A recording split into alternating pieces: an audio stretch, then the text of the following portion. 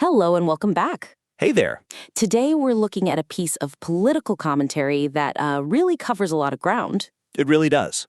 We've got Tucker Carlson's supposed war on Christianity, a bit on Ben Shapiro, and then a full-on roast of influencers like Andrew Tate. And it all ends with a wallet. It does. It's a busy one, so let's just get right into it. Yeah, let's. And honestly, there's a lot of energy here. The writer's got a voice for sure. Mm-hmm. But as I was going through it, I think the big theme we need to talk about is the difference between, let's say, gossip and analysis. Oh, that's an interesting way to frame it. Well, because gossip is fun, right? Feels good. Sure. But analysis is what actually persuades people. And right now, this script, it's leaning a little too hard into the gossip, and that's weakening the arguments. I can see that. There are definitely moments where it feels more like a list of enemies than a breakdown of ideas. Exactly. So let's start where they start, with the Tucker Carlson segment.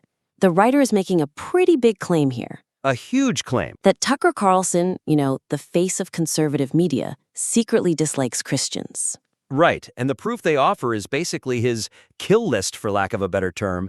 The script says, he talked about Ted Cruz. He doesn't like Mike Huckabee. Right. So the logic is, Tucker hates these specific guys. These guys are Christians, so boom, Tucker must hate all Christians. Well, to play devil's advocate for a second, if you hate all the most prominent Christian politicians, isn't it fair to ask if there's a problem with the whole group? It feels like a pattern. It looks like a pattern, but logically, it's a trap. It's a classic association fallacy. Okay. Think of it like this. If I tell you I really, really can't stand Gordon Ramsay, and I also hate Bobby Flay, would you assume I hate food? No, I'd assume you hate celebrity chefs who shout a lot. Exactly. You'd assume I have a problem with their personality or, their whole TV shtick, not the act of cooking itself. Right. The writer is asking the audience to make this huge leap from a personal beef to a theological hostility without, building any kind of bridge. And when you do that, you lose anyone who isn't already 100% on your side. It makes the whole thing feel more reactive than analytical. That's the word. So if the goal is to prove Tucker is anti-Christian, how do you actually do that without just listing the people he's been mean to? Because the writer obviously feels this is true. You have to separate the policy from the piety. Okay. You need to find evidence of him attacking the faith itself or mocking a religious belief. The fix here, I think, is to get ahead of the counterargument. The writer could say something like, look, Tucker rips into Mike Huckabee all the time. You could say that's just politics. Mm-hmm. But notice how he does it. He's not just attacking a policy position, he's attacking the moral framework behind it. Ah, that's a key pivot. You're shifting the argument from who he hates to why he hates them. Precisely. And what's so frustrating is the writer actually has the perfect tool to do this already in the script, and they don't really use it. You mean the Ben Shapiro quote? The Ben Shapiro quote. If you're a Christian, church is good for you. Yeah, I saw that. It's sort of just thrown in there to defend Ben, but it doesn't really connect back to the Tucker point. It's the missing link. I mean, come on. Instead of listing Tucker's enemies, use Shapiro as the foil. How so? The argument becomes, Tucker spends all his time tearing down individual Christians. But look at Shapiro, who isn't even a Christian, and he's out here defending the actual institution of the church. Oh, okay. Now you've got a clash of values. Yes, you're contrasting Tucker's cynicism with Shapiro's respect for the institution. That's analysis. Just saying Tucker hates Ted Cruz, that's just gossip. That really elevates the whole segment. It becomes a discussion about worldviews, not just a burn book. Exactly. Okay, speaking of gossip, let's talk about the Qatar comment. Ah, yes. The house in Qatar. Yeah, the commentary tries to explain Tucker's, quote, psychotic behavior by just dropping this line. He's building a house in Qatar, so I think we know. And that's it. That's the whole point. It's what I like to call a conversation terminator. A terminator? Yeah, it's designed to shut down any more questions. The phrase, I think we know, is doing all the heavy lifting. It implies that everyone listening shares this very specific, unstated idea. That building a house in Qatar means he's, a foreign agent or something? Right, that he's been bought and paid for. But isn't that just valid shorthand? I mean, if you're talking to a niche audience that follows this stuff, do you really need to spell it out every single time? I think you do, if you want to be taken seriously. The problem with that kind of inside baseball talk is that it makes you sound like a conspiracy theorist to anyone outside the bubble. I can see that. It suggests he's compromised without showing any receipts. If I'm a listener who doesn't spend all day on Twitter, I just hear that and think, wait, what does a house have to do with this politics? Maybe he just likes the architecture. It leaves the door wide open for totally innocent explanation. And that just kills your argument. It kills your persuasion. The suggestion here is really simple. Either show your work or cut the line. So flush it out or get rid of it. Exactly. If you really think the Qatar connection is the thing, explain the mechanism. Say, his ties to Qatar are concerning because we're seeing his takes on Middle East policy shift to align with their interests. Okay, now that's a substantive critique. Right? Or if you just want to take a jab at him, you have to frame it as satire.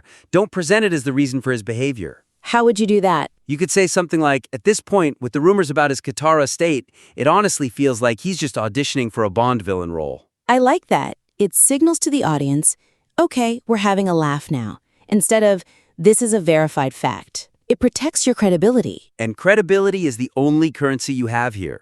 If you spend it on vague hints, you won't have any left for the points that actually matter. That's a great transition to the next part because credibility is exactly what's on the line in the Brett Cooper discussion. The script moves from Tucker to critiquing Brett Cooper for defending Nick Fuentes and Sneako. This was such a fascinating segment because the writer clearly sees the danger in what she's doing. You know, she's validating these awful, awful figures, but then the whole thing just goes off the rails. They get completely obsessed with the word aura. Completely. They spend what feels like minutes debating if it's aura or ara and mocking the Gen Alpha slang and laughing about how she can't, pull it off. I have to play devil's advocate again. It is pretty funny. Watching a political commentator try to use Gen Z slang is always cringeworthy. Why not mock it? Agree. But here's the risk. When you focus so much on the cringe of the slang, you are accidentally minimizing the danger of the message. You're diluting the critique. We're talking about the mainstreaming of white nationalists and, misogynists. That's serious stuff. But the takeaway from this segment isn't Cooper is dangerous, it's Cooper is uncool. It lowers the stakes. It turns a political crisis into a fashion crime. Perfectly put. You have to earn the joke. You have to do the serious analysis first. So how would you structure it? Because you don't want to lose the humor completely. No, absolutely. Keep the humor, but the order matters. Start by hitting the real problem, the validation. Okay. Say something like, the problem here isn't the slang she's using, it's that she's using words like confidence and self-assuredness to describe men who are spreading actual hate. Nail down the serious point first. Right. And once you've done that, then you can pivot to the mockery. You hit them with the heavy analysis and then use the joke as a chaser. Okay, I like that. And if you want to get really advanced, you make the joke part of the analysis. You can use the term aura to deconstruct her own argument. What do you mean? You could say, Cooper is mistaking the raw narcissism of a cult leader for the aura of a real leader. Or, she's trying to dress up bigotry as having aura,